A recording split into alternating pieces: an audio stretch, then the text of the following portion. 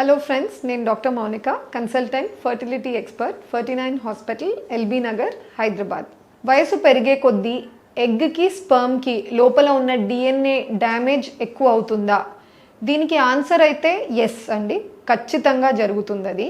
ఇప్పుడు ప్రతి వ్యక్తి, హస్బెండ్ మగవాళ్ళలో కావచ్చు, ఆడవాళ్ళలో కావచ్చు, బాడీలో సెల్స్ అన్నవి ప్రతి భాగంలో ఉంటాయి. మీ లివర్ కావచ్చు, కిడ్నీ, హార్ట్, బ్లడ్ వెజల్స్, రక్త కణాలు, ఇవన్నీ సెల్సే. సో ప్రతి సెల్లో మీ బాడీలో డిఎన్ఏ ఉంది.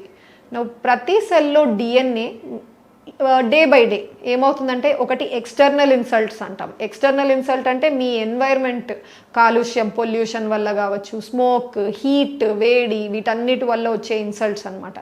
సెకండ్ వచ్చేసి ఇంటర్నల్ ఇన్సల్ట్స్, అంటే మీ బాడీ లోపల ప్రాబ్లం. ఈ బాడీ లోపల ఏమేం ప్రాబ్లమ్స్ ఉండొచ్చు, రోజు రోజు మనకు బాడీలో బ్లడ్లో టాక్సిన్స్ అన్నవి చేరుకుంటాయి, లేదా షుగర్ పేషెంట్స్కి అయితే హై షుగర్ లెవెల్ తిరుగుతూ ఉంటుంది. లోకల్గా రియాక్టివ్ ఆక్సిజన్ స్పీషీస్ అన్నవి జనరేట్ అవుతాయి, లేదా ఫ్రీ రాడికల్స్ అంటాం. ఈ ఫ్రీ రాడికల్స్ వెళ్ళి మీ డిఎన్ఏలో బ్రేక్స్, డ్యామేజ్ చేస్తాయి. ఇది నార్మల్ విషయం, అందరిలో జరుగుతుంది అండి. ఏమైనా ప్రాబ్లమ్స్ ఉన్న వాళ్ళలోనే అని కాదు, అందరిలో ఇది జరుగుతూ ఉంటుంది.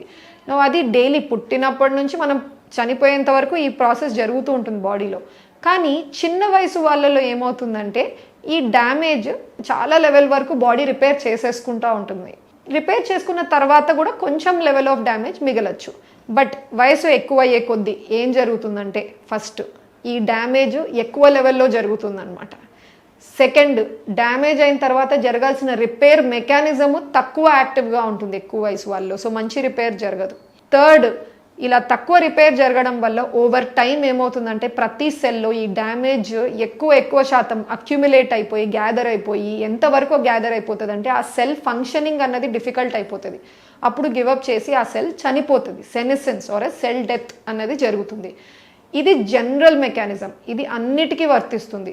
అదేవిధంగా బాడీస్లో ఎగ్ కావచ్చు, మెన్లో వీర్య కణాలు కావచ్చు, అవి కూడా సెల్స్ లాంటివే. సో వాటిలో కూడా డిఎన్ఏ ఉంటుంది. సో మిగతా సెల్స్లో నేను చెప్పిన మెకానిజం ఎట్లయితే జరుగుతుందో, వీటిలో కూడా అదే మెకానిజం జరుగుతుంది. దానివల్ల లేడీలో మాట్లాడితే ఏజ్ ఎక్కువ అయ్యే కొద్దీ, పర్టిక్యులర్గా 30 మీద, అండ్ ఇంకా కూడా స్పెసిఫిక్గా చెప్పాలంటే 35 ఇయర్స్, 35 సంవత్సరాలు దాటిన లేడీస్లో ఎక్కువ ఓల్డర్ ఎగ్స్ వస్తాయి అని మాట్లాడుతుంటాం. అంటే దీనివల్లనే, అంటే ఓల్డ్ ఎగ్స్లో ఎక్కువ డిఎన్ఏ డ్యామేజ్ ఉంటుంది. సో అటువంటి ఎగ్స్తో ప్రెగ్నెన్సీ రావడం చాలా కష్టము. సెకండ్, లక్కీగా ఫార్చునేట్గా ప్రెగ్నెన్సీ వచ్చినా ఆ ప్రెగ్నెన్సీ అబ్నార్మల్ ఉండి మిస్క్యారేజ్ లేదా అబార్షన్కి దారి తీయడం, ప్రాబ్లమ్స్తో బేబీ ఉన్నాయని స్కాన్లలో బయటపడి అబార్షన్ చేయాల్సిన అవసరం పడడం, ఇవన్నీ ఎక్కువ వయసు లేడీస్లో చూస్తుంటాం. ఇది ఎగ్ సైడ్ నుంచి. సేమ్ ప్రాబ్లం అండి స్పర్మ్ సైడ్ నుంచి కూడా జరుగుతుంది. బట్ సర్ప్రైజింగ్లీ మనకు స్పర్మ్కి ఒక టెస్ట్ ఉంది ఈ డ్యామేజ్ ఎంత ఉందో తెలుసుకోవడానికి. దాన్నే మనం డిఎన్ఏ ఫ్రాగ్మెంటేషన్ ఇండెక్స్ అంటాం. ఈ టెస్ట్ కొన్ని ఫర్టిలిటీ సెంటర్స్లో అవైలబుల్ ఉండొచ్చండి, అండ్ ఆల్సో కొన్ని డయాగ్నోస్టిక్ సెంటర్స్లో ఉంటుంది. సో ఇక్కడ ఏం చేస్తారంటే, ఆ హస్బెండ్ ఒక 1 డే లేదా 2 డేస్ మ్యాక్సిమం గ్యాప్తో ఆ సెంటర్కి వెళ్ళి వీర్య కణాల టెస్ట్కి ఇచ్చినట్టు శాంపుల్ ఇవ్వాలి.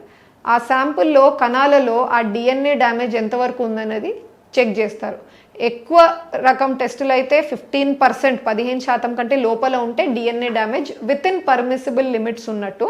బట్ ఎవరికైతే 15% కంటే హై ఉందో, ఇది వన్ ఆఫ్ ద రీజన్స్ అయి ఉండొచ్చు ప్రెగ్నెన్సీ రాకపోవడానికి, లేదా ప్రెగ్నెన్సీ వస్తూ అబార్షన్స్ అయిపోతూ ఉండడానికి కపుల్స్లో. సో హస్బెండ్ తన సైడ్ నుంచి డిఎన్ఏ ఫ్రాగ్మెంటేషన్ ఇండెక్స్ అనేది చేసుకుంటే ఇట్స్ ఆల్వేస్ బెటర్ అండి.